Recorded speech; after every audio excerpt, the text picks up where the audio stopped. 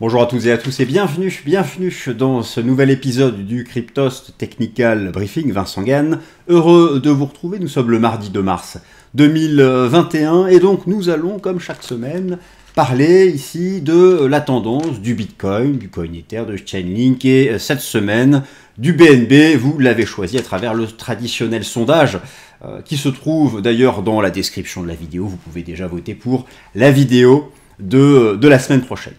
Alors avant de passer en revue techniquement parlant Bitcoin, Ether, Link et BNB, et nous allons le faire de manière précise, je vais vous remontrer, réactualiser mon décompte Eliotist, on va regarder le chartisme l'Ishimoku, le contrat futur, les options, bref, on va essayer d'être complet car depuis une semaine, nous sommes entrés dans une phase de transition.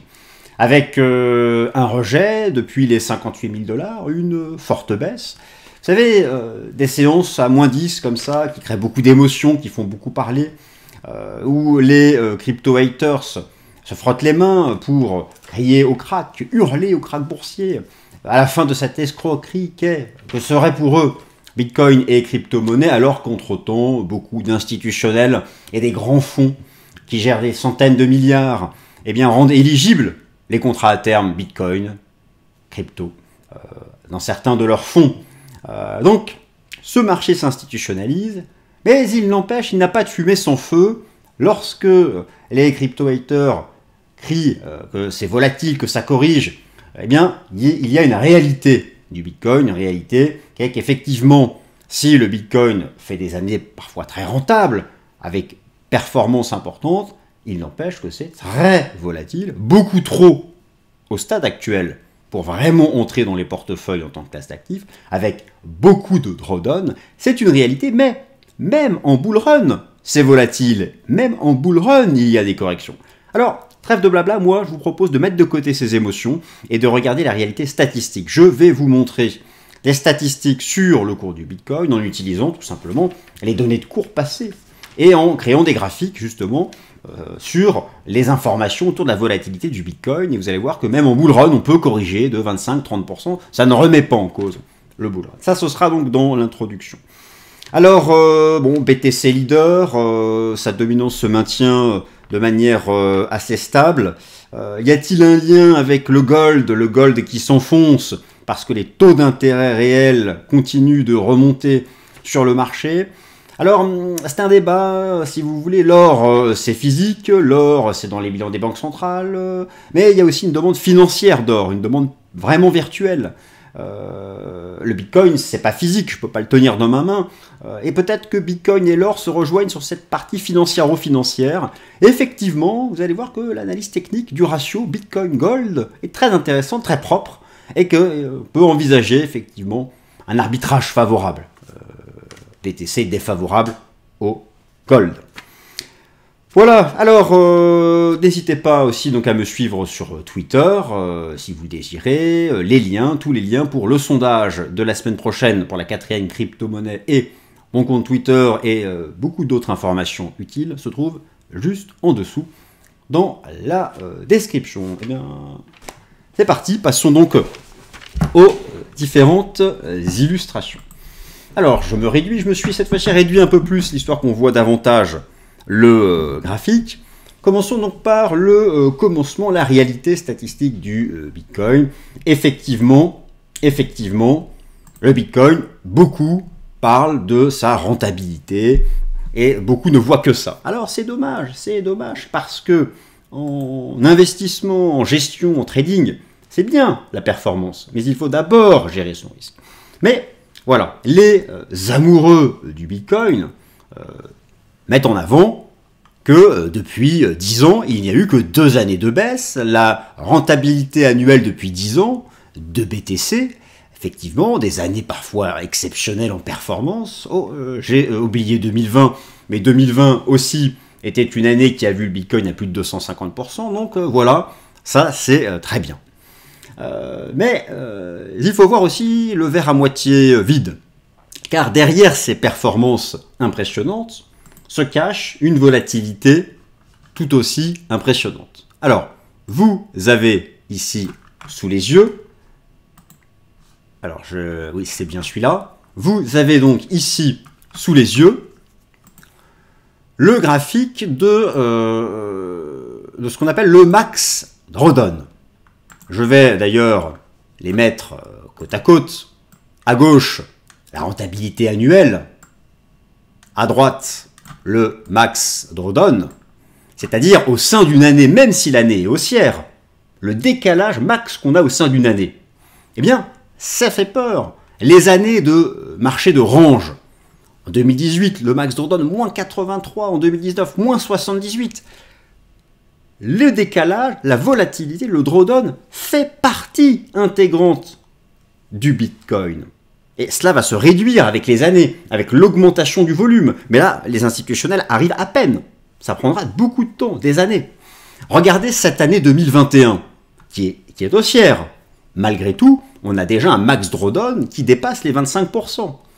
Donc, si vous voulez, quelqu'un qui dit que le Bitcoin corrige, que c'est le crack, il faut lui expliquer que de tout temps, alors que ça fait 10 ans que ça monte, il y a un important max drawdown. Ça n'a pas interrompu le bull run.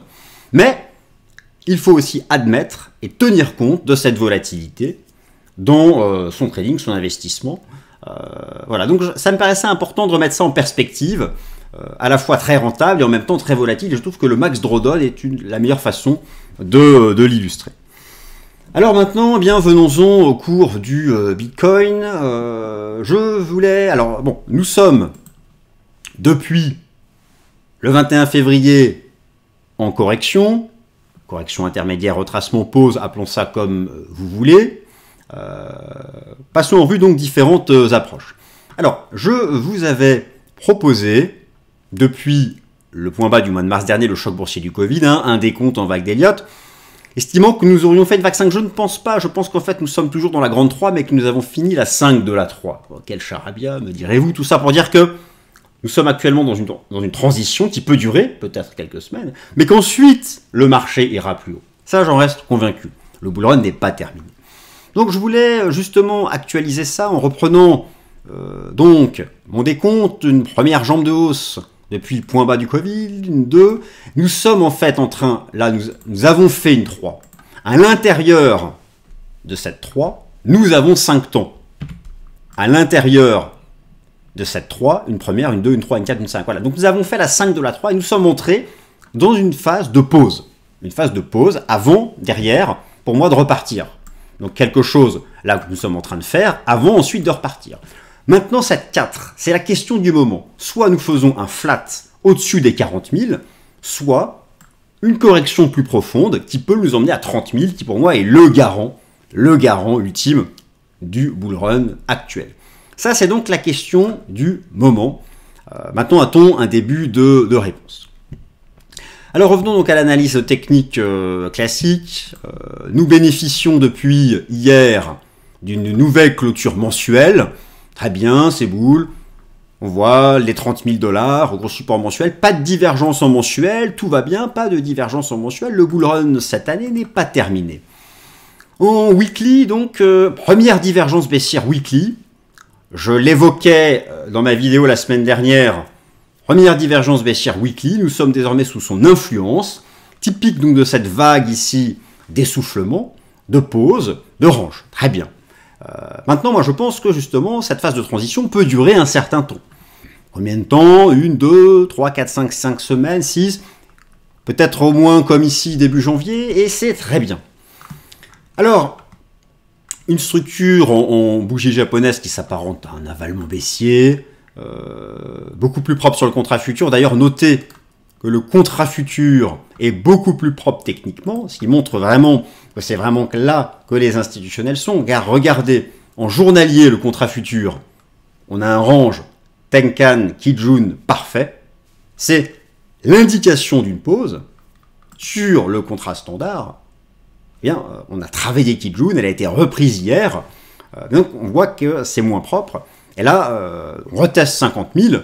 50 000 qui a été faussement dépassé, c'était un piège. Moi, je pense que là, nous sommes toujours dans cette phase de transition entre 42 000 et 50 000. Alors, le scénario le plus haussier, ce serait de redépasser maintenant 50 000 et de repartir, mais ce n'est pas le scénario que je défends. Moi, je pense vraiment qu'on peut continuer de marquer une pause. Alors, entre un scénario de retracement très profond à 30 000 ou un range au-dessus 40, 42 et 50, moi c'est ce scénario-là de range que je privilégie. Peut-être que le range sera plus large, certains pensent 40 et les restes sont plus hauts, un flat ici, quelque chose comme ça. C'est une possibilité, mais voilà, je pense que ces 40-42 sont finalement un socle fort pour le marché.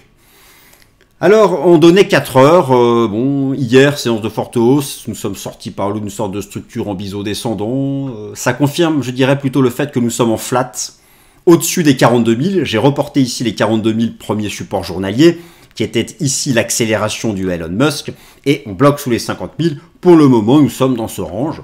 Combien de temps on va faire un trading range comme ça? Je pense quelques semaines. Je n'ai pas davantage de réponse.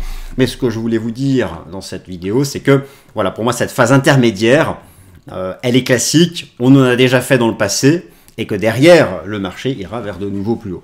Donc, en clair, les retours sur 40-42 000 me semblent être des opportunités, car ce serait le bas d'un flat, d'un range de consolidation.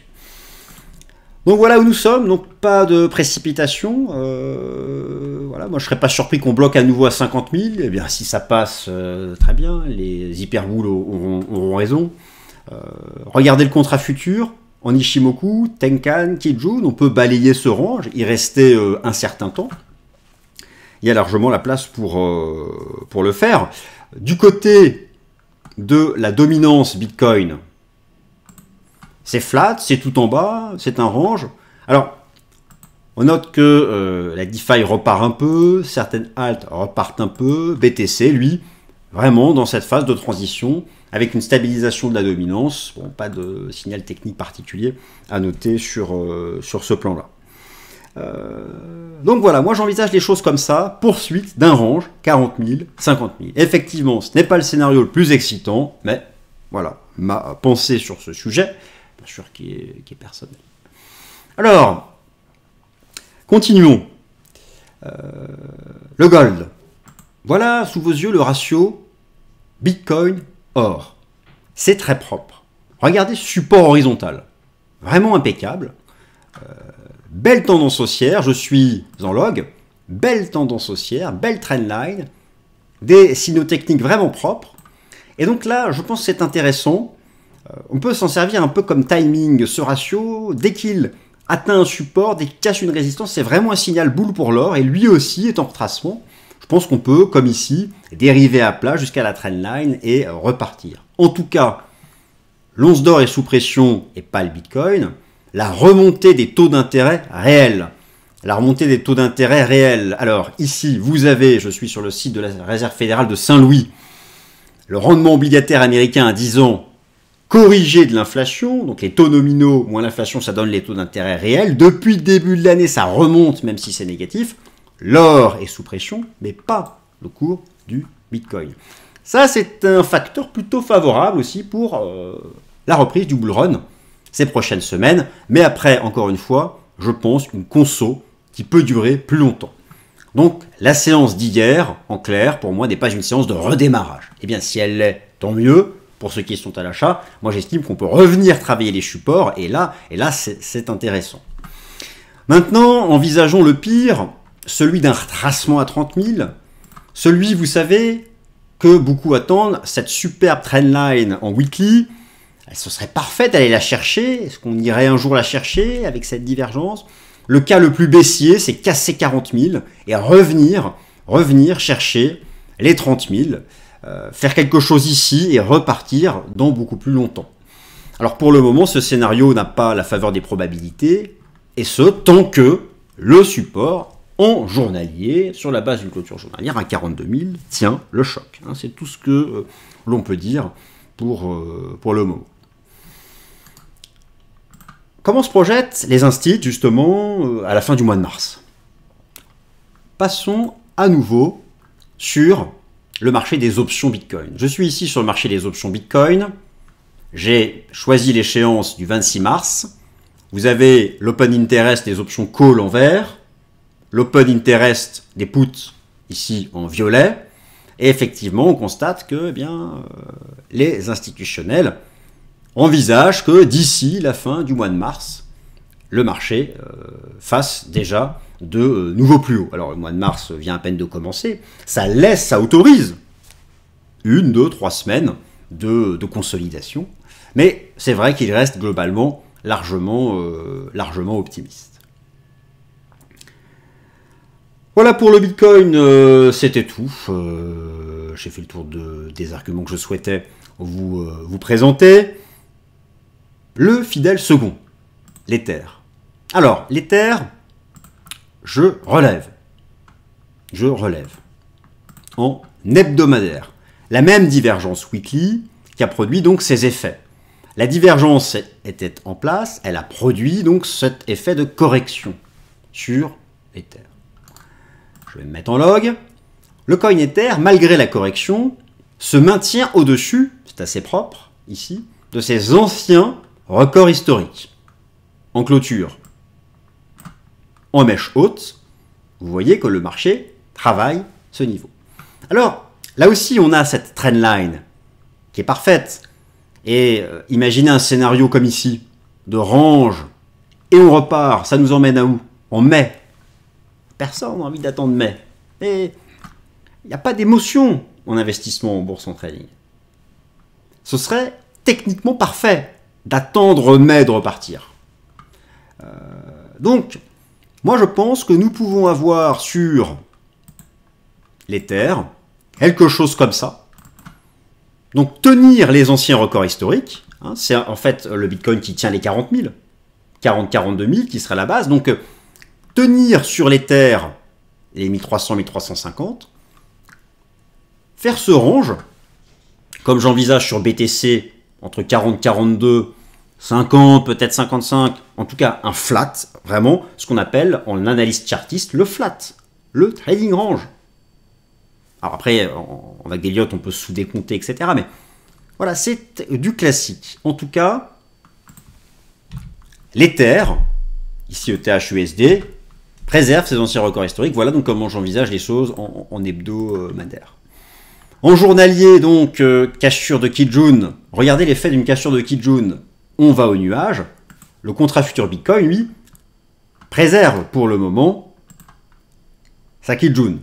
C'est là qu'on voit que s'il la brise et qu'on brise 40, on va chercher les 30. Donc c'est vraiment la frontière entre le flat ou le retracement à 30. Bon, 30 prix cadeau à long terme.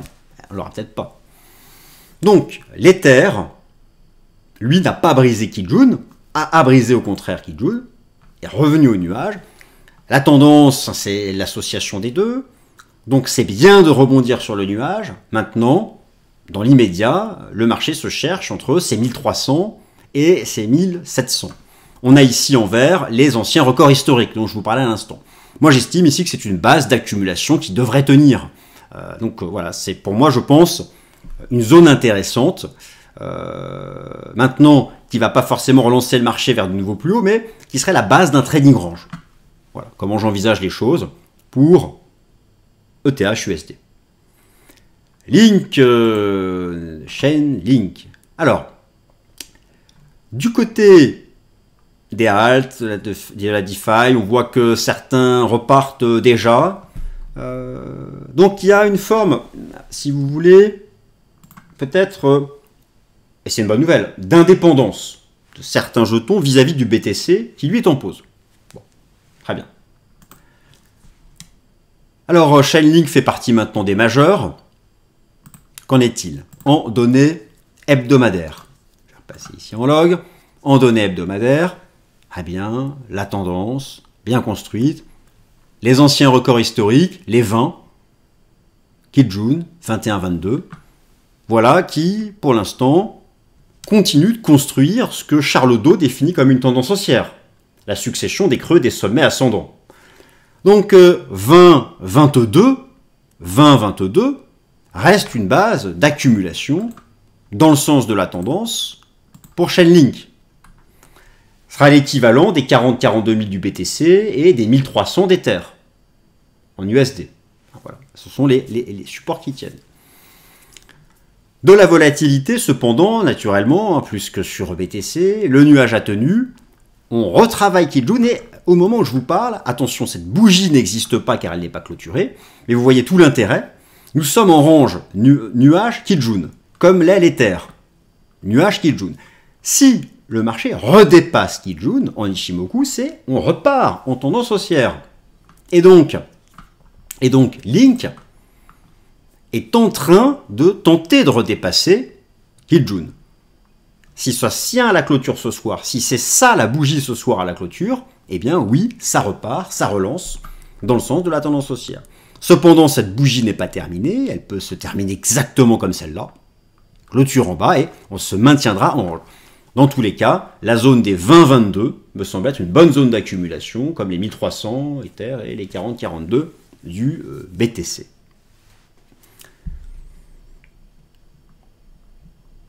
Alors, BNB, en Ichimoku, proche est assez similaire. Un graphique en données journalières, avec une échelle logarithmique, simplement pour rappeler que les cassures techniques, c'est vraiment propre en tendance haussière. Le dernier signal conséquent début février, cassure des anciens records historiques envolés. Grosse poussée, pas de pause. On se maintient maintenant au-dessus des 195-200. On voit que derrière, c'est le bord du gouffre. Moi, je pense que ça peut tenir. Je reviens ici en données journalières. Phase de hausse bien construite, impulsion orange, impulsion sorte de drapeau. On a tenu Kijun. C'est vraiment 190, 195, 200. Le niveau à tenir, c'est le stop suiveur de la tendance haussière. Car en dessous, c'est le bord du gouffre. Si Bitcoin décide de casser 40 000 et d'aller à 30 000, qui serait là le point d'achat parfait à long terme, idéal, peut-être inenvisageable, Link cassera les 200. Donc tout est conditionné à BTC. Il tient ses 40-42. Chainlink tiendra son support à 195-200. Donc, écoutez, factuellement, ça reste haussier au-dessus de ce support à 195-200. Et bien sûr, c'est la validation, c'est le stop suiveur, façon de parler de cette tendance haussière. Que dire de plus? Voilà, écoutez, c'était donc ici le résumé donc de mes différentes opinions techniques. Je pense qu'il faut donc prendre le temps d'admettre que donc cette correction pause peut durer peut-être 1, 2, 3 semaines de plus, mais fondamentalement quand même, l'approche de long terme, les signaux donnés par les institutionnels montrent que une fois cette pause, qui ne devrait pas durer non plus éternellement, il y a quand même derrière potentiel pour le bull run. Alors bon, le seul risque, le signe noir, c'est un crack du marché action. C'est-à-dire que les cryptos, c'est risk on. Si les taux d'intérêt réels continuent de s'envoler, si les taux d'intérêt réels aux US, le 10 ans américain réel, repassent en positif, alors là, tous les actifs risqués chuteront, comme en mars dernier. Mais nous n'en sommes pas là pour le moment.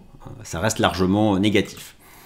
Alors, je vous remontre aussi le sondage auquel vous pouvez... Alors ça, c'était le sondage de cette semaine. Vous avez choisi BNB, mais vous pouvez d'ores et déjà voter là dans la description pour le sondage de l'émission du 9 mars qui aura lieu donc bien la semaine prochaine. Voilà, chers auditeurs, écoutez, voilà pour mes arguments. Merci de m'avoir écouté. J'espère que ceci vous a plu. Gardez votre esprit critique. Prenez soin de vous. Et à mardi prochain. Merci.